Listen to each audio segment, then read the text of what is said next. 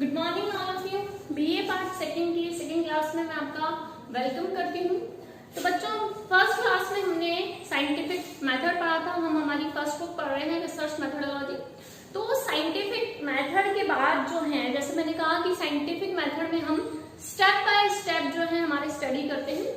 तो उसी वे में या उसी श्रृंखला में बार बार मैंने साइंटिफिक मेथड में नाम भी लिया था कि हम अनुसूची, प्रश्नावली जो है अलग अलग यंत्रों का प्रयोग करते हैं। तो ये डाटा कलेक्शन मेथड है। अनुसंधान करता, जब जैसे हमने बात करी कि हम अनुसंधान करते हैं, तो हम जब अनुसंधान करेंगे बच्चों, तो हम उसमें दिखती सी बात है कि हम उसके लिए डाटा कलेक्शन करेंगे, तथ्यों को इकट्ठा करेंगे। तो मैं सबसे पहले बताऊंगी कि डाटा क्या होते हैं। डाटा का मतलब होता है वो सूचनाएं जो एक अनुसंधान करता अनुसंधान के समय कलेक्ट करता है या इकट्ठी करता है। डाटा दो प्रकार के होते हैं, प्राथमिक तथ्य और दैतिक तथ्य। जो प्राथमिक तथ्य होते हैं वो अनुसंधान करता स्वयं जाकर अनुसंधान क्षेत्र में, जो भी उसका अनुसंधान क्षेत्र होगा बच्चों, वहां जाके वो खुद कलेक्ट करता है। और जो दैतिक तथ्य हैं वो बहुत सारे माध्यम हैं। वर्तमान में ग्लोबलाइजेशन के इस युग में इतने सारे साधन हैं कि हम अनेक साधनों के द्वारा दैतिक तथ्य जो पहले से ही उपलब्ध हैं, चाहे वो न्यूज़पेपर है, चाहे वो मैगजीन है, चाहे वो कोई वेबसाइट है, चाहे वो कोई नोट्स है, चाहे वो किसी भी प्रकार की कोई पत्रिका है, जिसके माध्यम से हम दैतिक तथ्यों को इकट्ठा करते हैं। तो इस प्रकार ये डाटा जो है दो प्रकार के होते हैं। तो अब ये अनुसंधान करता, जितना मेरा अनुभव है और जितना मैंने देखा है कि एक अनुसंधान करता दोनों ही प्रकार के डाटा कलेक्ट करता है, प्राइमरी भी और सेकेंडरी भी। प्राथमिक तथ्य हालांकि बहुत ज्यादा विश्वसनीय होते हैं। तो अब हम प्राथमिक और दैतिक तथ्यों को विभिन्न प्रकार की विधियों के माध्यम से जो है वो हम इकट्ठा करते हैं। तो काफी सारे मेथड्स हैं डाटा कलेक्शन के। अनुसूची है, प्रश्नावली है, साक्षात्कार है, अवलोकन है। तो ये एक एक चैप्टर है हमारे बच्चों, एक यूनिट है ये डाटा कलेक्शन मेथड्स की। तो अब हम आज जो सबसे पहला जो मेथड पढ़ेंगे बच्चों, वो है हमारा अनुसूची, जिसको हम शेड्यूल भी बोलते हैं। अनुसूची आपने पॉलिटिकल साइंस में भी पढ़ा होगा, वो बिल्कुल अलग है। और ये हमारा जो अनुसूची है, इसका मतलब है ये एक डाटा कलेक्शन मेथड है, जिसके माध्यम से एक अनुसंधान करता अपने डाटा कलेक्ट करता है। तो अनुसूची जब अनुसंधान करता है, तो जब वो एक, जैसा हमारा टॉपिक होता है, जिस प्रकार का अनुसंधान विषय या हम उसको कह सकते हैं अनुसंधान की समस्या होती है, उसी प्रकार का हमारा डाटा कलेक्शन मेथड होता है। तो यहाँ अनुसूची जो है वो ऐसी पद्धति है जिसमें हम हर प्रकार की इकाई या हर प्रकार के क्षेत्र का अध्ययन कर सकते हैं। तो ये वर्तमान में रिसर्च क्षेत्रों में, अनुसंधान के क्षेत्रों में बहुत ही उपयोगी विधि मानी जाती है। अनुसूची एक फॉर्म या प्रपत्र के रूप में होती है, जिसमें विषय से संबंधित प्रश्न और सारणियां होती है। जो भी हमारी अनुसूची होगी वो अनुसंधान करता जिस भी विषय का चुनाव करेगा। मान लीजिए मेरा विषय जो है आत्महत्या है, तो मेरा विषय आत्महत्या है, आत्महत्या के कारणों का पता लगाना है। तो अब मेरा जो प्रश्न होंगे सारे और जो टेबल्स होगी वो उसी से रिलेटेड होगी। अब जिसमें सूचना दाता पूछकर भरता है। जब हम प्रश्नावली पढ़ेंगे तो प्रश्नावली जो होती है हम डायरेक्ट भेज देते हैं। डायरेक्ट जो है, जो भी हमारा उत्तरदाता या सूचना दाता होता है उसे हम डायरेक्ट भेज देते हैं। तो अब इस प्रकार से हम जो है देखते हैं कि अनुसूची एक सूचना दाता के द्वारा जो भी हमारा अनुसंधान क्षेत्र है वहां जाकर भरी जाती है। वो अनुसंधान क्षेत्र जो है हमारा कोई भी हो सकता है, मेरा जयपुर हो सकता है, अजमेर हो सकता है, ब्यावर हो सकता है, या जो भी मेरी समस्या होगी उससे संबंधित हो सकता है। तो मैं उस क्षेत्र में या मेरा सूचना दाता जो है जो अनुसंधान करता जो है वहां जाएगा और सूचना दाता से पूछकर उसे भरता है। तो मेरा अनुसंधानकर्ता उस क्षेत्र में जाएगा और सूचनादाता से प्रश्न पूछकर जो है उसे भरेगा। तो हमने यहाँ ये देखा भी है कि किस तरीके से जो है एक अध्ययनकर्ता, जिसे हम अनुसंधानकर्ता भी कहते हैं, साक्षात्कारकर्ता, अगर आप या मैं रिसर्च कर रहे हैं, अनुसंधान कर रहे हैं, तो अध्ययनकर्ता, अनुसंधानकर्ता या साक्षात्कारकर्ता हम कोई भी नाम दे सकते हैं। और जो हमें सूचनाएं प्रदान करता है वो सूचनादाता, उत्तरदाता और साक्षात्कारदाता, अवलोकनदाता, तो हम अनेक नामों से इनको बता सकते हैं। ये रिसर्च स्कॉलर है।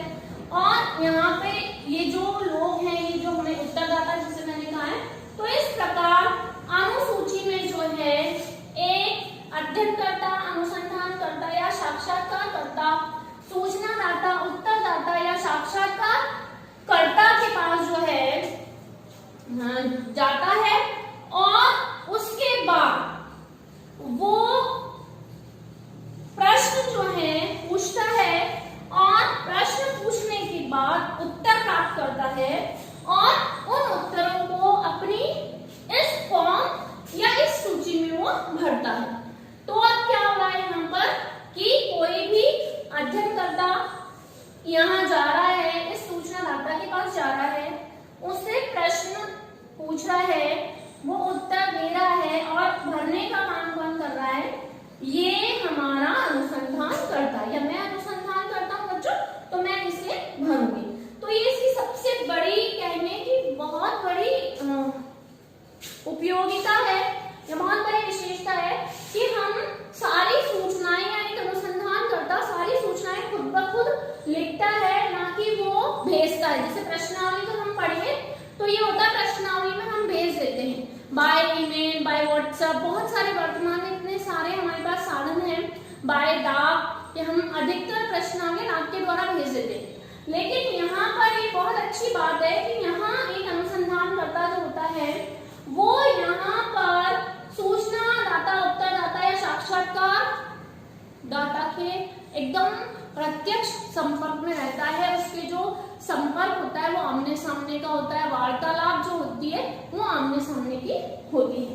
तो इस प्रकार में अगर एक छोटी सी परिभाषा दूं सम्मिलित रूप से, तो अनुसूची एक ऐसा प्रपत्र या फॉर्म है जिसमें विषय से संबंधित प्रश्न होते हैं, सारणियां होती हैं, जिससे उत्तरदाता से पूछकर अनुसंधान करता भरता है, और अनुसंधान करता उसे जब भरता है तो वो उत्तरदाता से साक्षात्कार भी लेता है, अवलोकन का प्रयोग भी करता है। तो ये कहते हैं कि मेथड बहुत अच्छा है, क्योंकि बच्चों इसमें साक्षात्कार, अवलोकन और प्रश्नावली तीन विधियों के गुण हमें एक अनुसूची में ही मिल जाते हैं। तो विभिन्न विद्वानों ने इसकी परिभाषाएं भी दी है, जैसे बुड़े और हार्ट जो है उन्होंने बताया है साक्षात्कारकर्ता द्वारा आमने सामने की वार्तालाप। अनुसूची क्या है कि किसी भी विषय को लेकर साक्षात्कारकर्ता के द्वारा आमने सामने की वार्तालाप, कि जो भी मेरा विषय है उसको लेकर मैं अपने उत्तरदाता के साथ आमने सामने की वार्तालाप करती हूँ, प्रत्यक्ष रूप से मेरे उत्तरदाता या सूचनादाता से बात करके। बोगार्डस ने औपचारिक प्रणाली है जो वैश्विक रूप में है, इसके बारे में हम अध्ययन करते हैं कि वैश्विक रूप में है, और हम उसकी जो है उत्तर प्रत्युत्तर के माध्यम से हम उसके बारे में अध्ययन करते हैं। तो इस प्रकार बहुत सारी परिभाषाएं हैं। तो सबसे अच्छी जो है बुड़े और हार्ट ने दी है कि साक्षात्कारकर्ता अनुसूची के अंतर्गत उद्देश्यपूर्ण वार्ता करता है और प्रत्यक्ष रूप से दोनों एक दूसरे के सामने रहते हैं। तो अब हम बात करते हैं कि एक अनुसूची जो होती है उसमें क्या क्या विशेषताएं होती है। हमने अनुसूची का अर्थ पढ़ा और इसके बाद हमने पढ़ा अनुसूची की जो मैंने आपको विशेषताएं बताई, परिभाषाएं बताई। अब आती है हमारी अनुसूची की विशेषताएं। अनुसूची जो है, जैसे मैंने कहा बच्चों, वर्तमान में अनुसंधान कार्य हर क्षेत्र में होता है। ऐसा कोई सब्जेक्ट नहीं है जहां हमें अनुसंधान कार्य देखने को नहीं मिलता है। तो हर क्षेत्र में आपने काफी बार पीएचडी एमफिल का नाम सुना भी होगा। तो हम पीएचडी एमफिल जो करते हैं उसमें यही हम जो है छोटे छोटे टॉपिक्स को लेकर जो है काफी सारी हम रिसर्च करते हैं, डाटा कलेक्ट करते हैं, तो अनुसूची डाटा कलेक्शन का बहुत ही अच्छा मेथड है, क्योंकि इसमें बहुत सारी विशेषताएं हमें देखने को मिलती है। सबसे पहली बात अगर मैं कहूँ तो अनुसूची जो है अध्ययन विषय से संबंधित होती है, अगर मैं इसकी विशेषताएं की बात करूँ, और अध्ययन विषय से संबंधित होने के साथ साथ इसे हम कई जो है शीर्षक और उप शीर्षकों में बांट देते हैं। अलग अलग प्रकार के शीर्षक और उप शीर्षक हम टेबल्स बना देते हैं। तो ये अध्ययन विषय से संबंधित एक सूची, प्रपत्र या फॉर्म होता है। सेकंड जो है कि उत्तरदाता के सामने हमारा, इसको मैं कह सकती हूँ कि प्रत्यक्ष संपर्क, क्योंकि आधी विश्वसनीयता तो हमारी प्रत्यक्ष संपर्क से ही हो जाती है कि हम जब अनुसूची का प्रयोग करते हैं तो हम उत्तरदाता से प्रत्यक्ष संपर्क में रहते हैं, तो जो भी सूचनाएं हम इकट्ठी करते हैं वो बहुत विश्वसनीय हो जाती है।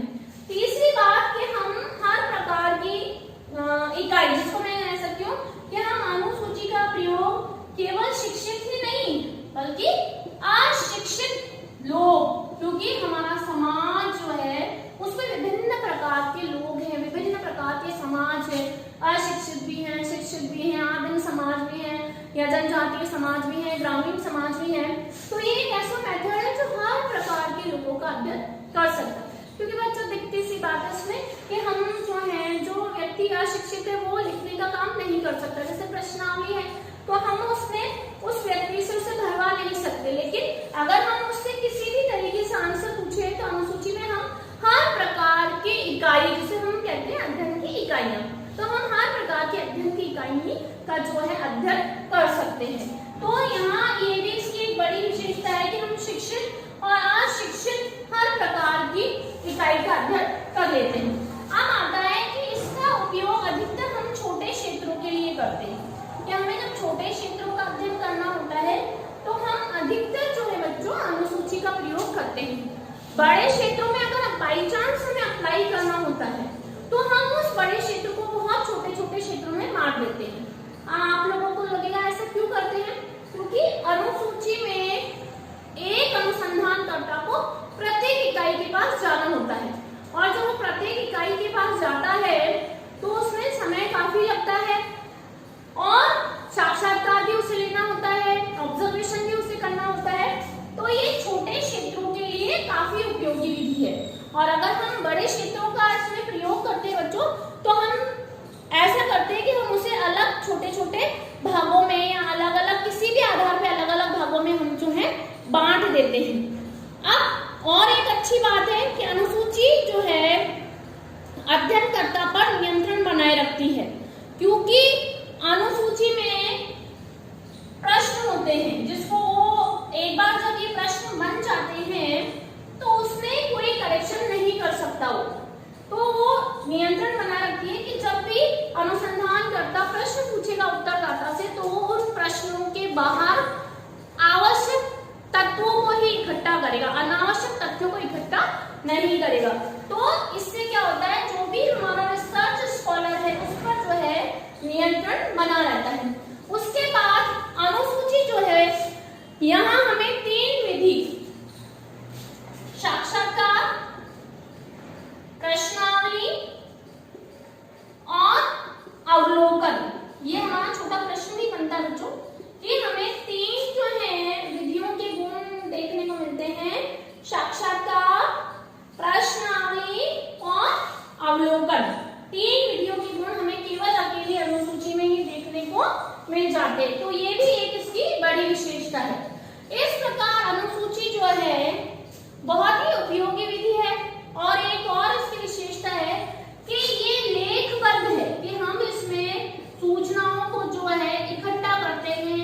हैंड रिटन जो है सारी सूचनाएं एक अनुसंधानकर्ता के पास होती है।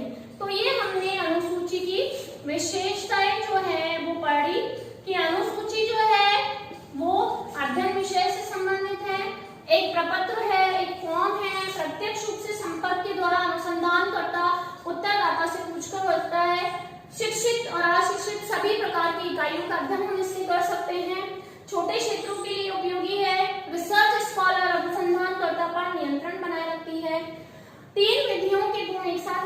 देखने को मिलते हैं साक्षात्कार, प्रश्नावली और अवलोकन और लेखन कि जो भी सूचनाएं होती है वो हमारी उस अनुसूची में बिल्कुल सेट हो जाती है और हमारी खुद की हैंड रिटन होती है, जिससे समझने में हमें किसी भी प्रकार की दिक्कत नहीं होती है। तो अब ये हमने बात करी बच्चों अनुसूची की विशेषताएं। अब हम बात करेंगे अनुसूची के प्रकार। बहुत इंटरेस्टिंग बुक है बच्चों, ये हो सकता है कि आपको समझ में नहीं आए, लेकिन बहुत ही अच्छी बुक है ये, जो आपको आगे जाके भी पढ़ने को मिलेगी जब भी आपको रिसर्च करेंगे। तो अब हम बात करते हैं अनुसूची के प्रकार। अनुसूची अलग अलग प्रकार की होती है। हमारे जैसे मैंने पहले भी आपको बताया कि हमारा जो अध्ययन, उसका विषय, उसका क्षेत्र और अध्ययन का जो उद्देश्य होता है उसके अनुसार हम हमारे डाटा कलेक्शन मेथड का प्रयोग करते हैं। और उसमें भी जब हम शेड्यूल या अनुसूची का प्रयोग कर रहे हैं बच्चों, तो हम ये देखते हैं कि हम किस प्रकार की शेड्यूल या किस प्रकार की अनुसूची का प्रयोग करेंगे। तो सबसे पहले जो है मैं अनुसूची की बात करूं तो ऑब्जर्वेशन शेड्यूल, जिसको हम बोलते हैं अवलोकन अनुसूची। अवलोकन अनुसूची नाम से पता चल रहा है अवलोकन। पहले मैंने आपको साइंटिफिक मेथड में बताया है, आपको अच्छे से याद होगा कि व्हाट इज द ऑब्जर्वेशन, कि हम किसी भी घटना को उद्देश्यपूर्ण तरीके से जब घटित होते देखते हैं बच्चों, तो हम उसे अवलोकन या ऑब्जर्वेशन कहते हैं। तो यहाँ सबसे पहली अवलोकन अनुसूची। अभी हमने पढ़ा कि जो भी अनुसंधान करता होता है वो इस अनुसूची को भरता है। अब अवलोकन अनुसूची की जब हम बात करते हैं, अवलोकन प्लस अनुसूची के यहाँ जो भी अध्ययन करता होता है वो ऑब्जर्व करता है हमारे इकाइयों को, हमारा जो रिसर्च एरिया है उसमें ऑब्जर्वेशन करता है और उसके माध्यम से यहाँ उसके पास एक होता है ऑब्जर्वेशन, उसको हम बोलते हैं ऑब्जर्वेशन कार्ड, जिसमें छोटे छोटे पॉइंट्स लिखे होते हैं और इन पॉइंट्स के माध्यम से वो ऑब्जर्व करता है। वो इसमें पूछने का काम नहीं करता है, ऑब्जर्व करता है जो भी एरिया है। मान लो हमें किसानों की सामाजिक स्थिति का अध्ययन करना है, तो हम उसमें क्या करते हैं, एक ऑब्जर्वेशन कार्ड और अनुसंधान करता लेके जाएगा बच्चों, और यहाँ पे वो नोट करता जाएगा बाय ऑब्जर्वेशन। ऑब्जर्वेशन के माध्यम से इस कार्ड में वो नोटिस करता जाएगा। तो अवलोकन अनुसूची में ऑब्जर्वेशन कार्ड, जिसको हम बोलते हैं अवलोकन जो है कार्ड होता है, उसका वो प्रयोग करता है। तो यहाँ हम अवलोकन के माध्यम से अनुसूची भरते हैं। सेकंड आती है हमारी मूल्यांकन अनुसूची। मूल्यांकन अनुसूची नाम से पता चल रहा है कि हम जब राय, मत, विचार, किसी भी विषय के बारे में लोगों की राय, मत, विचार जानकर उस सामाजिक दशा का मूल्यांकन करना चाहते हैं, तो हम इस प्रकार की अनुसूची को क्या बोलते हैं, मूल्यांकन अनुसूची। यहाँ पर जो प्रश्न होते हैं वो भी इसी प्रकार के होते हैं बच्चों, कि हमने सिर्फ आप, मैं एक छोटा सा उदाहरण देखूं, जैसे मूल्यांकन अनुसूची में आप बाल विवाह के पक्ष में हैं या नहीं है, आप पक्ष में हैं तो क्यों है, कारण 2-4 उसमें होंगे, आप विधवा विवाह के पक्ष में हैं या नहीं है। तो हमारा यहाँ जो मूल मुद्दा होता है इस अनुसूची के निर्माण का, वो होता है कि हम किसी भी विषय के बारे में लोगों की राय, मत या विचार जानना चाहते हैं। अब हमारी तीसरी अनुसूची आती है बच्चों प्रलेख अनुसूची। प्रलेख, जिसको हम डॉक्यूमेंट्स बोलते हैं, प्रलेख अनुसूची नाम से पता चल रहा है कि ये प्रलेखों से संबंधित है। जब हम हमारे अध्ययन का चुनाव करते हैं, अध्ययन के विषय का चुनाव करते हैं, तो कई बार हमारा विषय ऐसे होता है जिसके बारे में जो कह सकते हैं कि उपलब्ध ऐसे स्रोत नहीं होते जिसके माध्यम से हम डाटा कलेक्ट कर सकें। तो हम डॉक्यूमेंट्स का प्रयोग करते हैं कि उसमें काफी डॉक्यूमेंट्स या प्रलेख में बहुत सारे जो हैं अलग अलग प्रकार के जो है डॉक्यूमेंट्स हो सकते हैं, जिसके माध्यम से हम उन सूचनाओं को इकट्ठा करते हैं जो हमारे अध्ययन के उद्देश्य को पूरा करती है। मान लीजिए आप एक अपराधी के बारे में अध्ययन करते हैं तो उसका काफी सारा रिकॉर्ड हमें जहां वो जिस जेल में वो रह रहा है वहां से मिल जाता है, जहां वो पढ़ा है, स्कूल है, कॉलेज है, तो वो सारे डॉक्यूमेंट्स जो हैं, या किसी महापुरुष का अध्ययन करते हैं तो उनकी जीवनियां हैं, उनके पत्र हैं, उनके जो लेटर्स है, या उनसे संबंधित जो भी बुक्स है, न्यूज़पेपर्स की जो आई हुई न्यूज़ है, वो सब हमारे जो प्रलेख अनुसूची के हम डॉक्यूमेंट्स के माध्यम से जो है इस अनुसूची या शेड्यूल को हम भरते हैं। अब हमारी आती है 3 अनुसूची हो गई हमारी। अब चौथी अनुसूची हमारी आती है संस्था सर्वेक्षण के। हम जो है किसी भी संस्था के बारे में, उसकी समस्याओं के बारे में, उसके परेशानियों के बारे में, उसके ढांचे के बारे में जब हम अध्ययन करना चाहते हैं, वो एक पंचायत हो सकती है बच्चों, एक कोई भी संस्था, सामाजिक संस्था हो सकती है, जिसका सर्वे करना चाहते हैं हम, और हमारे प्रश्न भी उसी से संबंधित होंगे। तो मान लीजिए हम ग्राम पंचायत का अध्ययन करना चाहते हैं तो हम उसके ढांचे, उसके कार्यों, उसके कार्यकारिणी सदस्य, तो हमारी जो अनुसूची होगी वो क्या कहलाएगी? संस्था सर्वेक्षण अनुसूची कहलाएगी। कि किसी भी संस्था के बारे में हम संरचना या प्रकारों के बारे में अध्ययन करना चाहते हैं तो हम उसे क्या कहेंगे? संस्था सर्वेक्षण अनुसूची। अब मेरा लास्ट आता है बच्चों साक्षात्कार अनुसूची। साक्षात्कार बार बार काम आ रहा है बच्चों, पहले भी आ चुका है। साक्षात्कार का मतलब होता है कि एक साक्षात्कार करता है, एक उत्तरदाता है, ये आपस में कोई भी विषय को लेकर उद्देश्यपूर्ण वार्ता करते हैं। ये हमारा जो है साक्षात्कार करता है और ये हमारा उत्तरदाता है। ये उत्तरदाता जो भी हमारा विषय होगा उसको लेकर प्रत्यक्ष रूप से आमने सामने की ये वार्ता करते हैं। तो अब हमारी जो साक्षात्कार अनुसूची है, ये मैंने आपको साक्षात्कार समझाया, तो यहाँ भी हम क्या करते हैं? इंटरव्यू गाइड, जिसको हम साक्षात्कार पथ प्रदर्शिका भी बोलते हैं और इंटरव्यू गाइड भी हम बोलते हैं इसको, कि यहाँ भी हम क्या करते हैं? इस अनुसूची में भी छोटे छोटे से पॉइंट्स होते हैं, प्रश्न नहीं होते, छोटे छोटे से पॉइंट्स होते, कभी कभी प्रश्न भी हो सकते हैं और हम साक्षात्कार के दौरान उन पे लिखते चले जाते हैं। तो इसको हम क्या बोलते हैं? इंटरव्यू गाइड, साक्षात्कार पथ प्रदर्शिका। और जैसे हमने अवलोकन अनुसूची में ऑब्जर्वेशन कार्ड का प्रयोग करा था, वैसे ही हम साक्षात्कार अनुसूची में जो है इंटरव्यू गाइड का प्रयोग करते हैं। तो जब हम अनुसूची को साक्षात्कार के माध्यम से भरते हैं, इंटरव्यू गाइड का प्रयोग करते हुए भरते हैं, तो हम इसे क्या बोलते हैं बच्चों? साक्षात्कार अनुसूची। तो इस प्रकार से अब हमने पढ़ा अवलोकन अनुसूची, मूल्यांकन अनुसूची, प्रलेख अनुसूची, संस्था सर्वेक्षण अनुसूची और साक्षात्कार अनुसूची। तो ये हमने आज 5 प्रकार की जो है अनुसूची पढ़ी है। तो इस प्रकार से आज हमने अनुसूची, अर्थ, परिभाषा, उसकी विशेषताएं और अनुसूची के जो है प्रकार हमने आज पढ़े हैं। तो अब हम जो नेक्स्ट टॉपिक हम इसमें पढ़ेंगे, अभी काफी लंबा चैप्टर है बच्चों ये, तो इसके बाद हम पढ़ेंगे कि हम जब अनुसूची निर्माण करते हैं तो हम किस किस चरण से होकर गुजरते हैं और उसके बाद जो है अनुसूची में किस प्रकार के प्रश्न होने चाहिए, अनुसूची जो है उसमें जो प्रश्न होते हैं वो कैसे होते हैं, उसका जो ढांचा है वो किस प्रकार का होना चाहिए, इसके बारे में हम नेक्स्ट क्लास में पढ़ेंगे। तो मैं आपको बहुत बहुत धन्यवाद दूंगी और अब मिलते हैं नेक्स्ट क्लास में।